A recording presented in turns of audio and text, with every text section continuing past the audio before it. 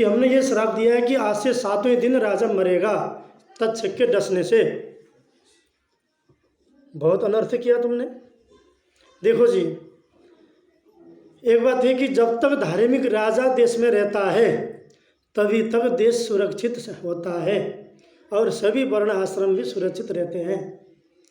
ऐसे राजा परीक्षित जो धार्मिक थे उनको तुमने श्राप दिया और वो नहीं रहेंगे तो क्या होगा संसार का।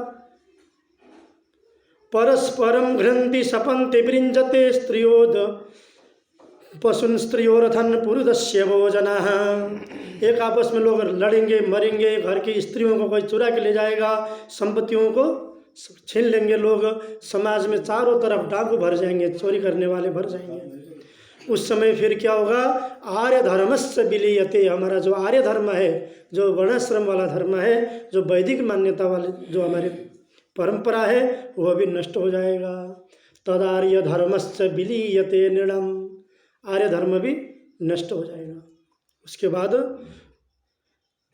वर्णाश्रमाचार युतस्त्रयीमय, वर्ण और आश्रम का जो आचार विचार है, ब्राह्मण क्षत्रिय वैश्य शूद्र और ब्रह्मचारी गृहस्थी वानप्रस्थी सन्यासी, सबके लिए अलग अलग आचरण, अलग अलग व्यवहार नियम बनाए हैं।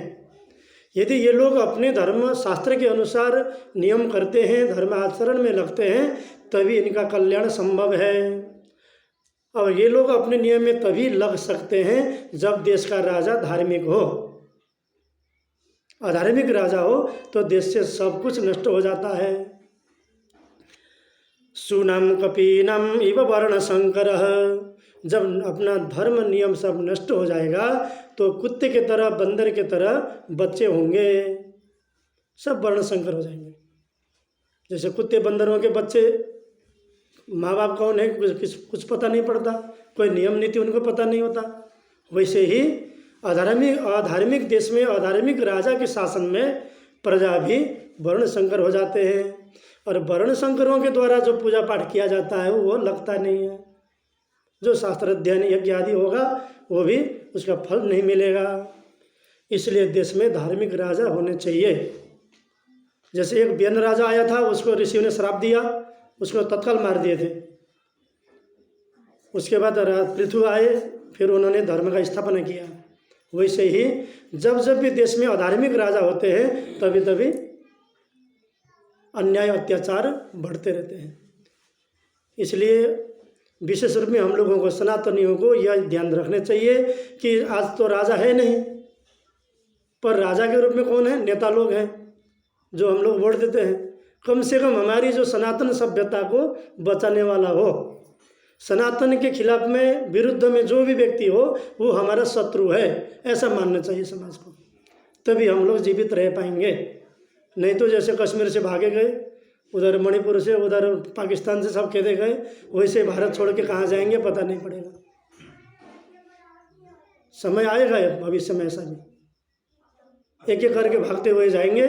इसलिए देश को सुरक्षित तभी हो सकता है जब हमारा धर्म सुरक्षित हो। जब धर्म सुरक्षित तभी हो सकता है जब धार्मिक राजा हो, अन्यथा सब कुछ चौपट हो जाएगा।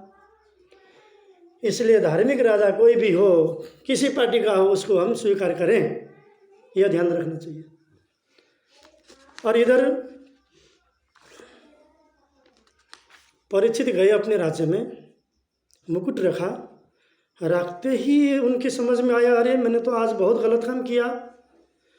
अहो मया नीच मनारी अवत कृतम निरागसी ब्रह्मणि गूढ़ तेजसी। आज मैंने बहुत नीच कर्म किया।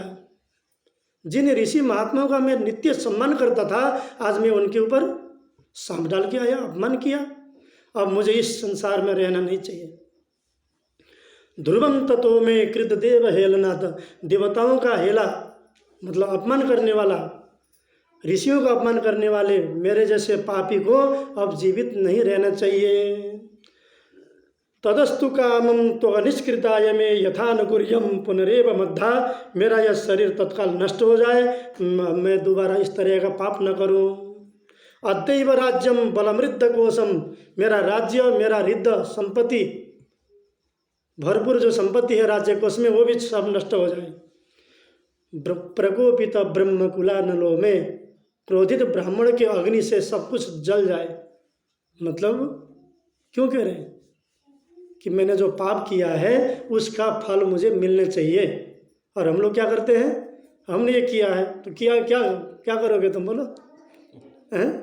मैंने किया है एक पाप, क्या करोगे? उठाओ जेल में डाल दो, जब छोड़ोगे फिर करूँगा।